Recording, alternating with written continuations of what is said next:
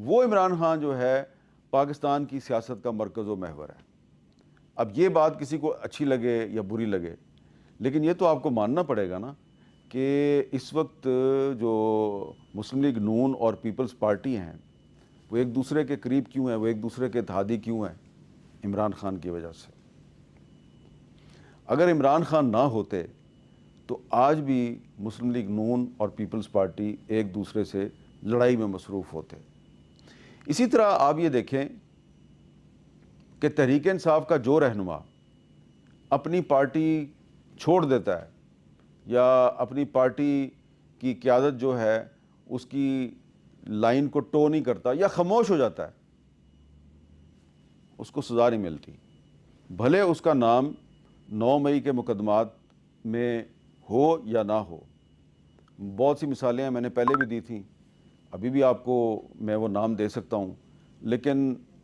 آپ سب جانتے ہیں، آپ سے کوئی چیز چھپی نہیں ہوئی ہے کہ جن لوگوں کو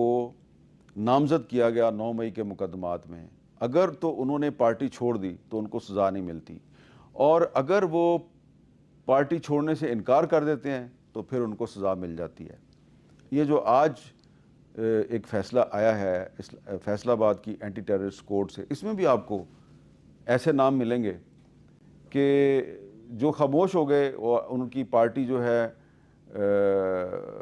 وہ ان کو اون نہیں کرتی تو ان کو سزا نہیں ملی۔ تو اگر عمران خان جو ہے وہ نہ ہو تو پھر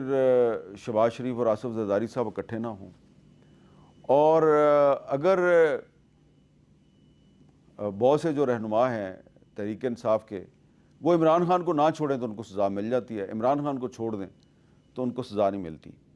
تو یہ ایک بڑی ہی ایک قابل غور بات ہے کہ نہ صرف پاکستان کی پوری سیاست عمران خان کے گرد گھوم رہی ہے،